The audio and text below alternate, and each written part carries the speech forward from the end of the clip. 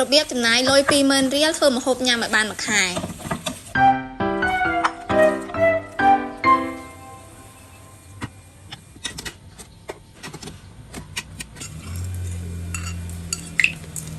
នេះគឺជាសកម្មភាពនៅពេលព្រឹកឡើងថ្ងៃនេះអត់មានអីច្រើនទេអញ្ចឹងពេលព្រឹកឡើងពួកខ្ញុំអត់សូវជាចំណាយពេលទៅញ៉ាំអាហារនៅខាងក្រៅទេភាគច្រើនគឺសឹងតា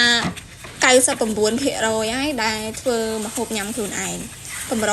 ទិញអីញ៉ាំខាងក្រៅណាលុះត្រាតែបើកទូទឹកកកមកអត់មានអីធ្វើញ៉ាំសោះឬក៏ខ្ជិលខ្លាំងអីចឹងមិនប្រើប្តីឲ្យគាត់ទៅទិញអាហារនៅខាងក្រៅញ៉ាំ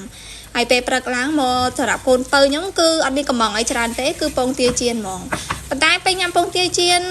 នពេលព្រឹកអីចឹងគាត់អត់សូវជាស្រួលខ្លួនម៉ានេះភាគច្រើនគាត់ដូចលក្ខណៈស្ងួតក្អកអីចឹង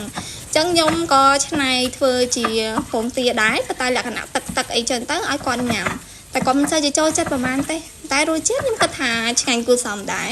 ញ៉ាំបាន3នាក់ពងទាមួយគ្រាប់ញ៉ាំបាន3នាក់តោះដឹងគេធ្វើមិននេះមើលវីដេអូនេះទៅពងទាមួយគ្រាប់ញ៉ាំបាន3នាក់ហើយខ្ញុំហ្នឹងក៏ធ្វើមានអីស្មុគស្មាញដែរដំបូងគឺគ្រាន់តែចៀនធម្មតាឲ្យគាត់អសិនទៅចៀនមើលតែល្មមក្រៀមគាត់ចូលចិត្តហើយយើងចាក់ទឹកចូលឆាត់ហើយថ្ងៃនេះមកពីចូលឆ្នាំវិញបងប្អូនហើយអស់គ្រឿងទេសអីលីងហើយខ្ញុំអត់សូវជាធ្វើដាក់គ្រឿងទេសអីច្រើនទេភាគច្រើនខ្ញុំដាក់តាម្សៅស៊ុបប៉ុណ្្នឹងឯងហើយនេះម្សៅស៊ុបសតទឹកចុងក្រោយឯងសប៉ុណ្្នឹងឯងហើយដាក់ចូលទាំងអស់ទៅប្រហែលជាមិនដល់មួយស្លាបព្រាកាហ្វេផងទៅក្រោយពីទឹកពុះហើយក៏ដាក់បន្លែចូលមានការ៉ុតមានស្ពៃក្តោបអីអញ្ចឹងណាបន្លែបានពីមុខអីចឹងឡើងទៅមើលទៅតំណងតិចមានពណ៌មានអីចឹងដាក់ចូលទៅឲ្យគាត់បានញ៉ាំតាំង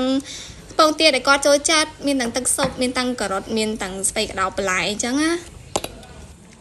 រួចហើយភ្លក់មើលតែល្មមត្រូវជាតិហើយអូខេម្ហូបខ្ញុំរួចរាល់បាត់ហើយពងទាមួយគ្រាប់ជាមួយនឹងបន្លែពីរមុខតិចមានណាបានមួយចានដែរហត់ទឹកពេលព្រឹកឲ្យវាមានជាតិទឹកជាតិស៊ុបអីខ្លះអញ្ចឹងណាបន្ទាប់មកបើកទូទឹកកកមានសល់អីទៀតអស់ហើយបងប្អូនអើយអស់ហើយសល់តែសាច់ក្រក2ខ្ញុំមកចិត្តស្ដាងខ្ញុំជៀនអញ្ចឹងវាលឿនហើយចូលចិត្តពេលញ៉ាំក៏ស្រួលហើយពេលចៀនក៏លឿនអត់មានអីសាំញ៉ាំច្រើនទេហើយខ្ញុំមកចៀនដាក់ខ្លាញ់ទេគឺចៀនជាមួយនឹងទឹកទីទៅយើងដាក់ទឹកបន្តិចមួយលិចសាច់ក្រកអញ្ចឹងណាដើម្បីយើងយកមកស្ងោរទៅឲ្យសាច់ក្រកយើងឆ្អិនបើយើងធ្វើអញ្ចឹងទៅយើងអត់ចាយខ្លាញ់ហើយវាចេញជាតិខ្លាញ់ចេញពីសាច់ក្រកធ្វើឲ្យញ៉ាំសាច់ក្រកទៅវាអត់តលន់ហើយនេះគឺជាតលងដែលខ្ញុំបានស្ងោររួចតលងហ្នឹងគឺចិត្តសបោហើយដាក់ស្ងោរវាលឿនហើយកូនស្រួលញ៉ាំទៀតអាហ្នឹងគឺត្រៀមឲ្យគាត់យកទៅសាលារៀនហើយដាក់ថែមជាមួយនឹងចេកមួយផ្លែជិះទៅឥឡូវគាត់ចេះញ៉ាំចេកហើយពីមុនគាត់ចេះញ៉ាំទេចឹងដាក់លាព្រាមួយឲ្យគាត់យកទៅដួសញ៉ាំនៅសាលាអូខេតែប៉ុណ្ណឹងគឺរួចរាល់ហើយសម្រាប់ទៅរៀនប៉ុន្តែមុនពេលទៅរៀនគឺគាត់ញ៉ាំបាយញ៉ាំអីពីផ្ទះរួចម្ដងហើយអាហ្នឹងគាត់លក្ខណៈថាទៅឲ្យគាត់ញ៉ាំពេលចេញលេងហើយសាច់ក្រកយើងនៅពេលដែលដាច់ទឹកគឺខ្ញុំចាប់ផ្ដើមធ្វើការប្រែដើម្បីឲ្យមានពណ៌ឲ្យវាក្រៀមតាមដែលយើងចូលចិត្តចឹងទៅអត់មានអីបាក់ទេហើយលឿនទៀតលើរួចរាល់ហើយនេះពណ៌ដែលខ្ញុំចូលចិត្តប៉ុន្តែក្រៀមល្មមតែពេលដែលវារីងទឹកហើយហ្នឹងបន្ថយភ្លើងតែអត់បន្ថយភ្លើងទេដឹងតែញ៉ាំខ្ជុងហើយរួចរាល់ហើយអាហារពេលព្រឹកសម្រាប់សមាជិក3នាក់តិចទេប៉ុន្តែឲ្យយើងឆ្អែតបាននៅព្រឹកដែរមុនពេលយើងចេញទៅធ្វើការបន្តទៀតប្រចាំថ្ងៃអញ្ចឹងណាមានទឹកមានកាកមានអីអញ្ចឹងទៅញ៉ាំទៅ